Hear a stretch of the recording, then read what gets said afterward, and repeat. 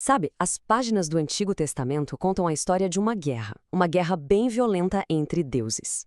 Mas o curioso é que, no meio de todo esse caos, o Deus que deveria ser o alvo principal, o mais poderoso de todos, parece que ganhou um passe livre. Hoje a gente vai investigar o porquê.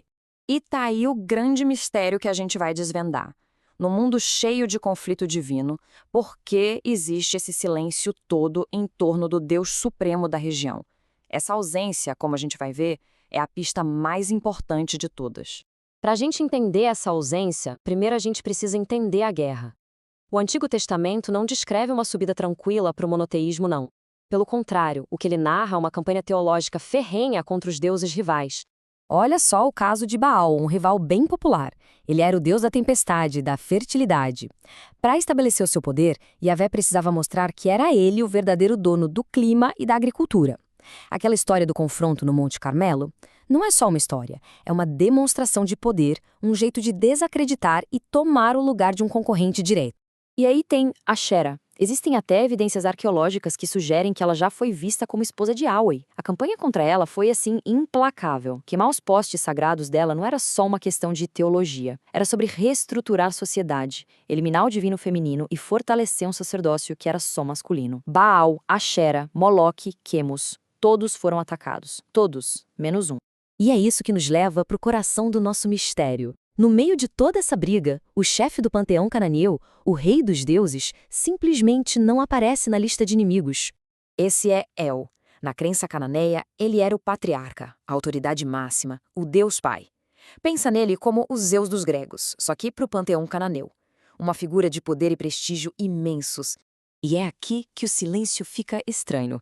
Não existe uma única palavra de condenação contra El.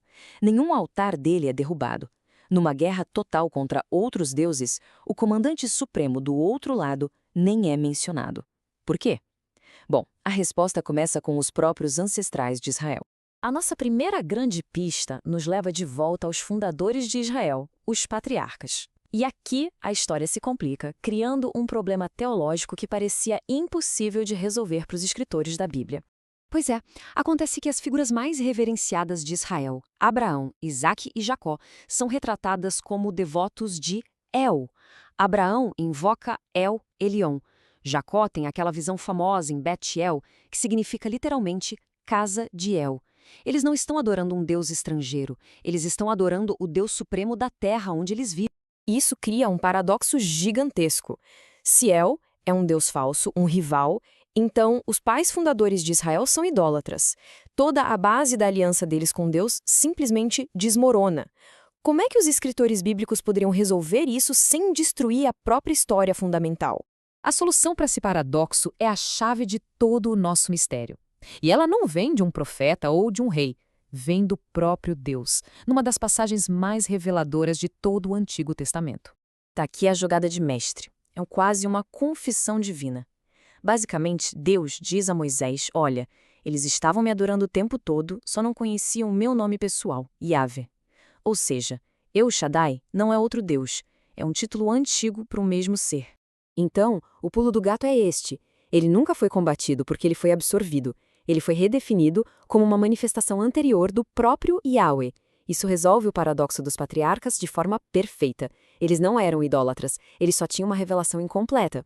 Mas essa fusão inteligente tinha um propósito ainda mais profundo, mais estratégico. Agora, vamos ao motivo final.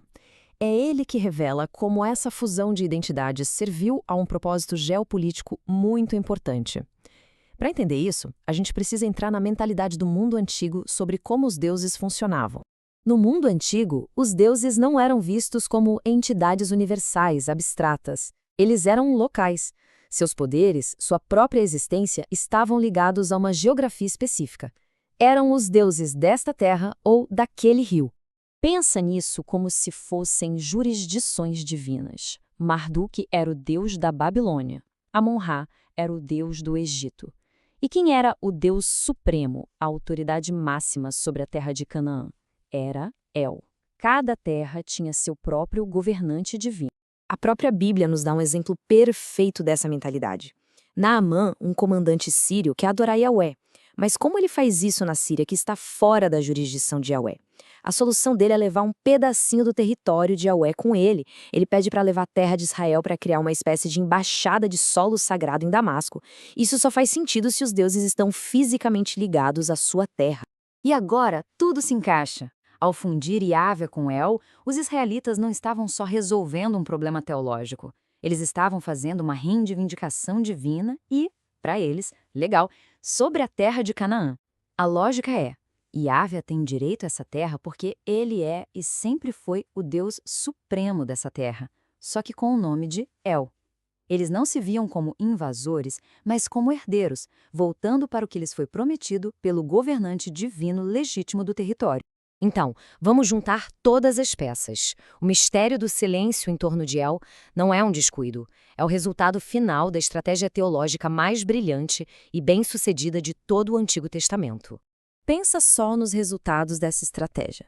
A santidade dos patriarcas fica protegida, a reivindicação da terra é legitimada por uma força divina, o rival mais poderoso é neutralizado sem uma briga sequer, e ainda se cria uma narrativa coerente de revelação progressiva. É, sem dúvida, uma jogada teológica de mestre. Essa é a resposta para o nosso mistério, da forma mais simples possível. A ausência de guerra não significa fraqueza ou irrelevância. Pelo contrário, significa uma vitória tão completa que o conflito se tornou desnecessário e até mesmo impensável. Isso nos leva a uma última reflexão. Numa guerra de ideias, o que é a vitória mais absoluta que se pode ter? A resposta? A vitória silenciosa de Yahvé sobre El foi tão absoluta que a própria memória de que eles já foram entidades separadas foi quase totalmente apagada. O inimigo não foi derrotado, ele foi assimilado. Essa, sim, é a vitória final. E isso nos deixa com uma pergunta para refletir. A história que a gente desvendou aqui não é só sobre teologia antiga. É sobre como narrativas a respeito de divindade, terra e identidade são construídas. E essas narrativas, mesmo tendo sido forjadas há milênios, continuam a ecoar de forma muito poderosa no nosso mundo até hoje.